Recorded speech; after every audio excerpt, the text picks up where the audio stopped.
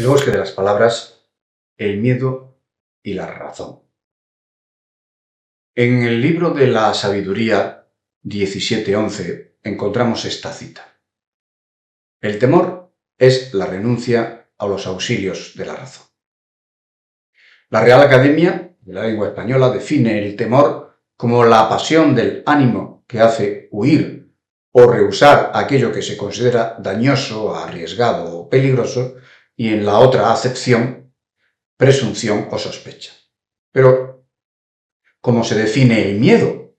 Dice la Academia que el miedo es la angustia por un riesgo o daño real o imaginario, y en la otra acepción, recelo o aprensión que alguien tiene de que le suceda algo contrario a lo que desea. Convendría matizar que el temor no necesariamente conlleva pánico, pero que el miedo sí lo exacerba.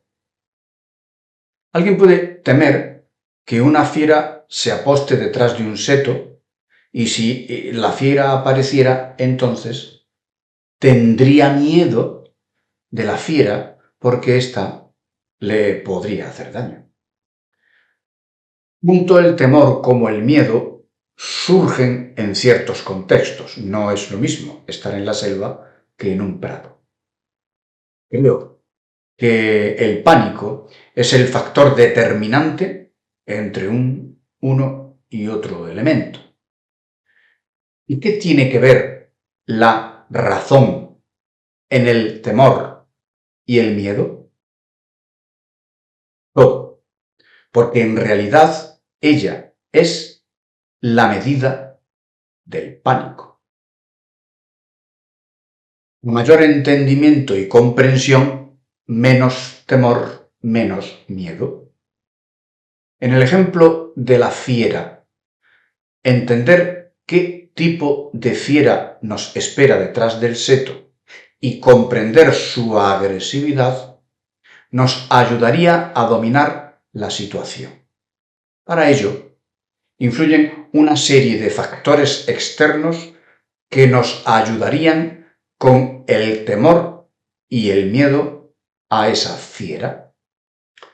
Ya hemos contextualizado el lugar, y en el lugar no es lo mismo un león, un lobo o un jabalí, por ejemplo. ¿Y si en vez de una fiera el ejemplo es una enfermedad? Por ejemplo, nos duele el costado izquierdo, nos entra temor de que podría ser algo de riñón.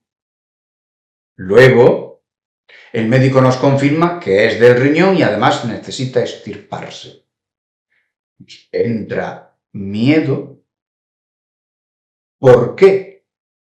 Pues porque desconocemos.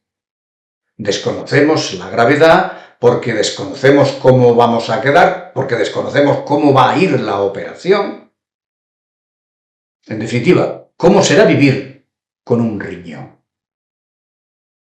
Luego, preguntamos, nos informamos y conocemos que algún vecino solo tiene un riñón y está fenomenal. Bueno, ya del miedo pasamos al temor. ¿Cómo quedaré yo?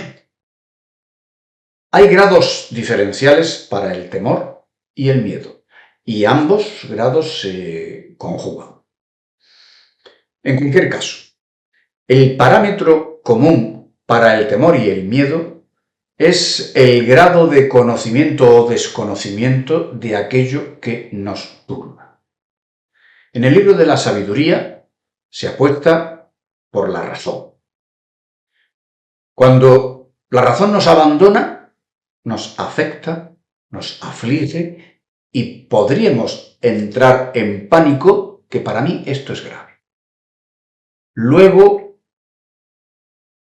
mientras más conozcamos de las cosas que nos turban, menos posibilidades de tener temor o miedo. Y en caso de llegar a tenerlo, más fácil será controlarlo. que esto también es importante.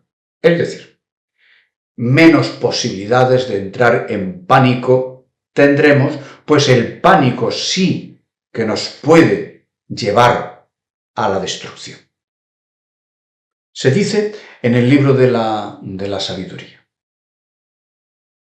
cobarde es, en efecto, la maldad y ella, a sí misma, se condena. Acosada por la conciencia, imagina siempre lo peor.